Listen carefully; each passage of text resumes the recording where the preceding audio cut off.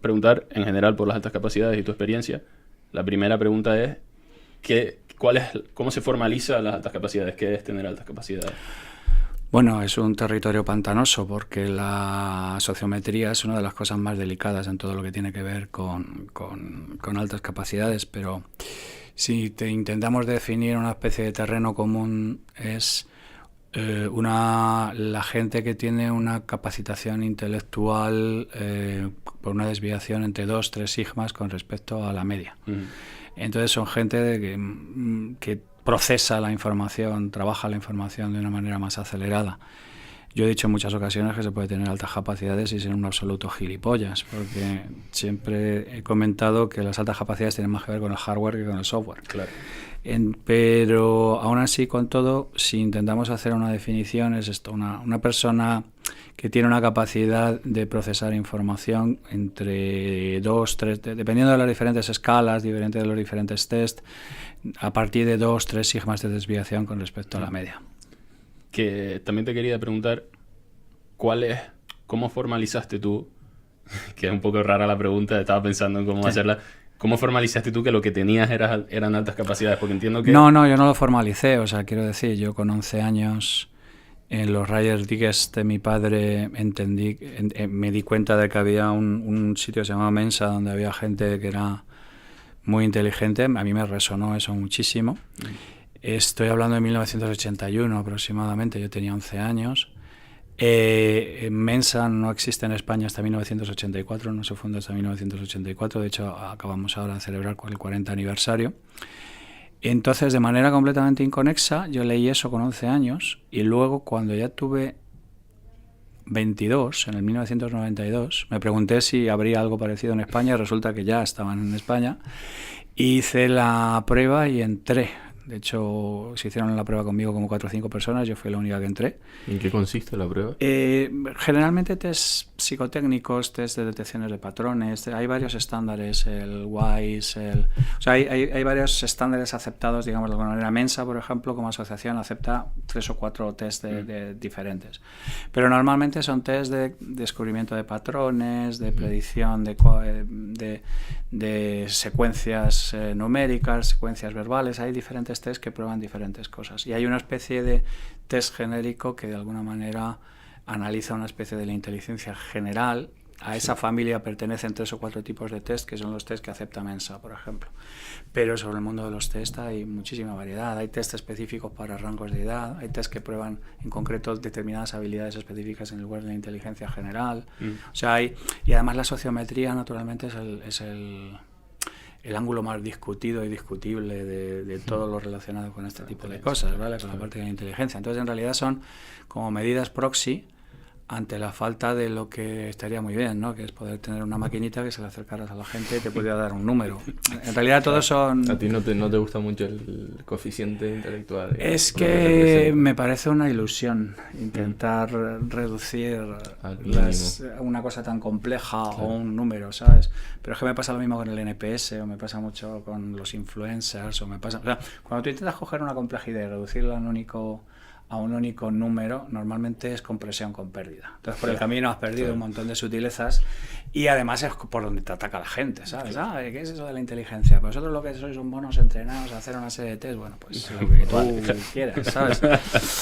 O sea, no... Entonces, sobre la sociometría, yo soy el primero que entiendo que es una especie de compromiso razonable entre lo que nos gustaría poder medir y no podemos medir, versus lo que podemos medir, que nos da pistas sobre si algo es de una manera o de otra.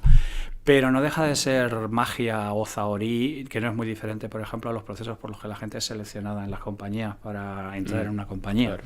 ¿Sabes lo que te quiero decir? O sea, hay una serie de procesos que nosotros nos asumimos que son sistemáticos y que hay una cierta ciencia detrás, y claro, tiene la suficiente cantidad de ciencia como para que puedas tener la sensación de que estás tomando una decisión mientras te creas que acertada, efectivamente, y tiene la suficiente parte de temas que no controlas en absoluto para que te des cuenta que la mayoría de los procesos de selección no funcionan, ¿sabes? Entonces, por eso te quiero decir, este es un territorio donde yo soy el primero que digo, mira, la sociometría tiene sus discusiones, pero en determinadas circunstancias te da un proxy o un indicativo que puede servir para indicar que la historia que puedes tener con esta persona es esa. Claro. Sí, yo creo que si cogiésemos a personas que consideramos cada uno muy inteligentes y les hiciésemos distintos test, probablemente se asemejaría con sus distintas variaciones a... Sí, de hecho hay un...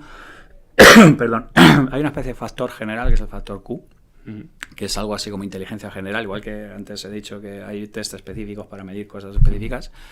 Q es una especie de gran paraguas que engloba lo que denominamos inteligencia, que es una combinación de capacitación, de proceso acelerado de información en varios ámbitos diferentes. O sea, claro, porque ¿cómo eres tú capaz de medir la inteligencia que tiene una persona para enfrentarse a lo incierto que decías antes? Claro, es que eso, por ejemplo... Bueno, y con respecto a qué también, claro. Exacto, no, por ejemplo, el IQ no mide nada de soft skills, no mide nada de la calle, por ejemplo. ¿Cómo se mide la calle de alguien?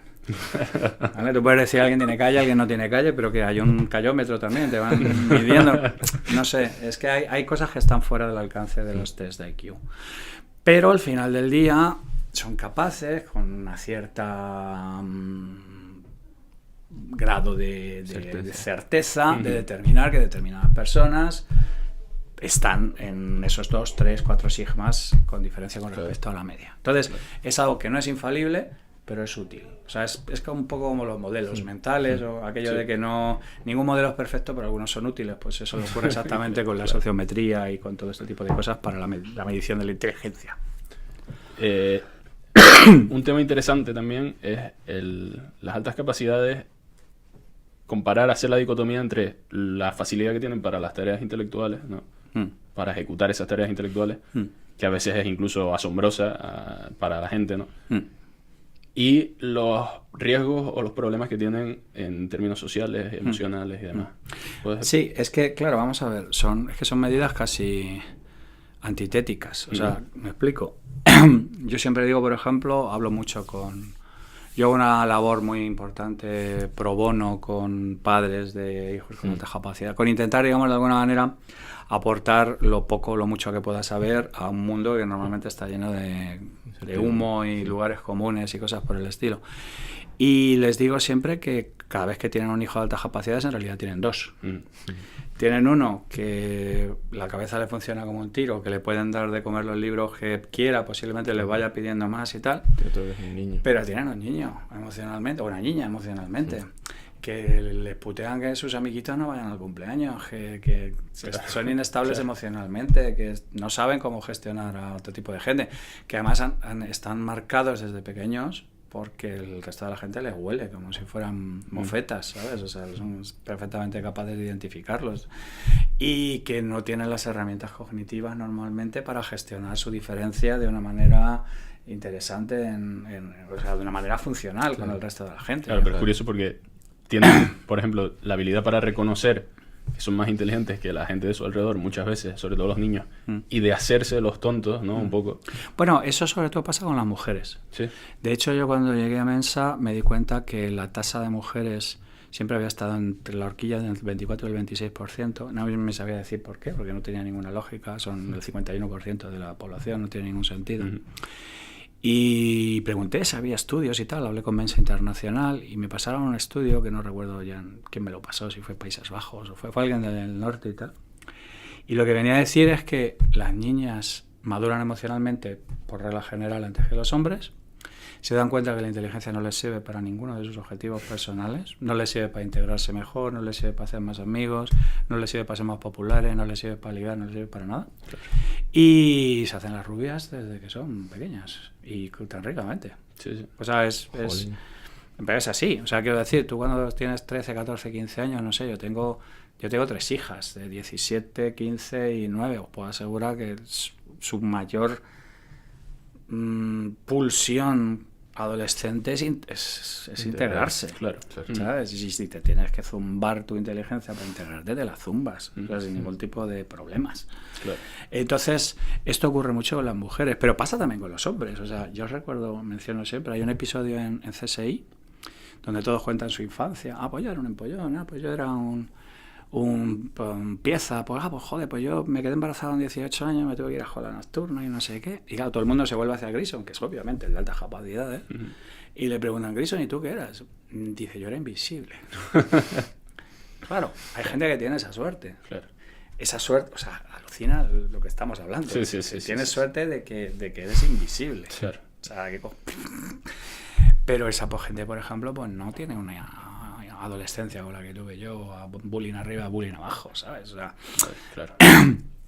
Entonces el tema no es que las altas capacidades te haga un incompetente emocional, es que tienes un tema que te diferencia de manera clara con respecto al resto de la gente, y si no tienes las herramientas cognitivas para gestionar esa diferencia, pues te dan por saco. Claro. Entonces, el asunto, yo por ejemplo he hablado mucho, tenemos muchísimo que aprender del colectivo gay. El colectivo gay ha logrado a lo largo del tiempo, y con mucho dolor y con muchos sacrificios, interiorizar el hecho de que hay una diferencia que es parte de tu identidad, que no tienes por qué ocultar, ni tienes de qué avergonzarte, pero pero tampoco la exhibes, ¿sabes lo que te quiero decir? Que es parte integral de aceptarte como persona. Claro.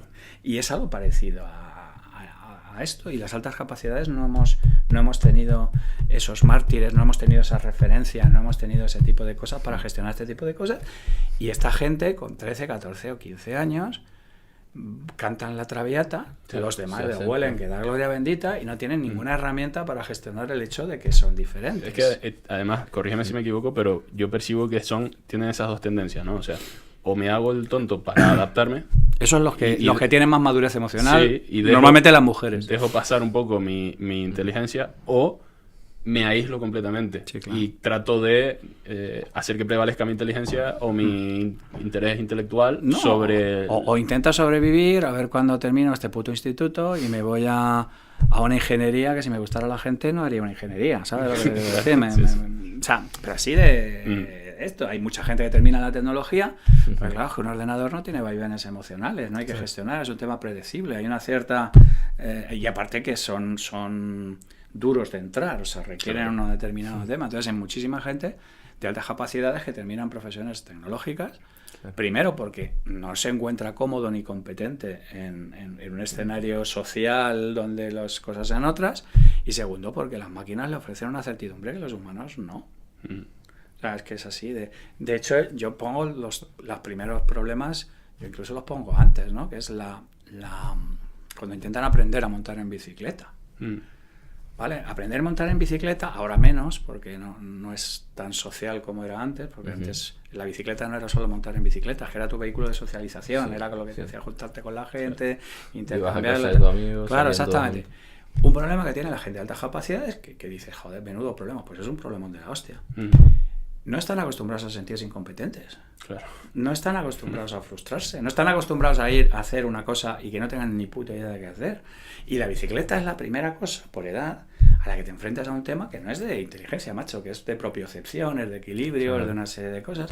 Y entonces, te vas a enfrentar muchas más veces en la exactamente, vida. Exactamente. Es que en realidad el proceso de aprendizaje requiere de hormesis, requiere de dolor. Claro. O sea, el aprendizaje es procesar el dolor. ¿Vale? Si tú no estás acostumbrado, porque te sale todo con la punta del pie, pues cuando llega el momento en que haces esto, tu cerebro, que no es capaz de gestionar el hecho de que no tengas ni puta idea de hacer lo que estás haciendo, la primera vez que te caes bien, vuelves a intentarlo, pero la segunda es que ya no te gusta montar en bicicleta. Claro. O sea, tu cerebro se monta una película o sea, lo que yo digo siempre, ¿no? De que el cerebro está comprometido con la supervivencia, no con la realidad. Claro. Se monta una película de ficción en la que a ti no te gusta montar en bicicleta. No, perdona, a ti lo que no te gusta es sentirte incompetente. Claro. Porque no tienes ni puta idea de sentirte incompetente, ni lo has tenido, ni estás acostumbrado, ni sabes procesar la incompetencia para aprender cómo hacer la humanidad. Ajá. Eso es lo que asimila tu cerebro. Eso es. Lo que luego te plasma es que lo que no me gusta es la bicicleta. Claro, entonces por eso, no, la gente con altas capacidades no le gusta la gimnasia, no le gusta el ejercicio físico, no le gusta el fútbol. No, perdóname, no. Es que no les gusta. Es que lo evitan. Es que lo evitan. Claro. Es que lo evitan porque no se sienten inmediatamente competentes. Esteban Granero, el jugador que fue del Madrid de la Real Sociedad, es miembro de Mensa. O sea, es que son cosas que son completamente no correladas. Claro. Pero si tú estás acostumbrado a hacer todo sin esfuerzo, porque estás así, porque esto bien visto es un don, cuando vas a jugar y te das cuenta que esto es un tema de equilibrio, de propiocepción, de control y tal, y no se te da bien, y te mandan siempre a la portería porque no se te da bien, porque prefieres estar con tus libros que estar afuera haciendo ejercicio con esto y tal, pues al final terminas huyendo del deporte, pero no tiene nada que ver. Claro. Y el problema es ese, que esta gente es diferente, pero como si le hubiera salido un tercer brazo, exactamente igual, claro, y no tienen ninguna herramienta cognitiva para gestionar el hecho de que son diferentes. Claro. Y estamos diseñados como especie aquel que no encaja, le largamos del grupo. Sí. Y tenemos un terror tan atávico, porque es que hace 50.000 años, que es cuando recibimos el último upgrade que tenemos en el cerebro, si a ti la tribu te hacía ostracismo y te sacaba fuera, tú te morías de hambre, porque no valemos ni para tomar por culo y fuera. No somos los más rápidos, no somos los más fuertes, no tenemos garras, no tenemos tamaño. Cuando tú salías de la tribu, te ibas a la puta mierda, era una condena a muerte. Entonces, por eso nuestro cerebro busca integrarse como sea, hacer lo que haga falta, porque sabe perfectamente que salirte de la tribu te vas a la puta mierda. Y todas estas cosas son las que conforman que esta gente normalmente no sea capaz de capitalizar su talento, Claro. porque no es capaz de integrarse. Porque además es que los esfuerzos de integración los tiene que hacer él o ella. Claro. Porque tú puedes ir del 8 al 2, pero no del 2 al 8. Efectivamente, claro. Entonces, claro, este tipo de cosas que cuando las dices parecen de sentido común, es que de manera sistemática hemos ido Se observa que no, puteando a gente con un talento excepcional, porque ellos no entendían qué les pasaba, no tenían herramientas cognitivas para gestionarlo, y el resto de la gente, francamente, no se veía impelido a decir, hostia, qué talento tienes, qué bueno eres, cómo sabes de esto, aquí tienes este laboratorio, toma aquí tienes estos recursos. No, a ver si este puto subnormal se muere ya, porque me da un asco que no lo puedo ver.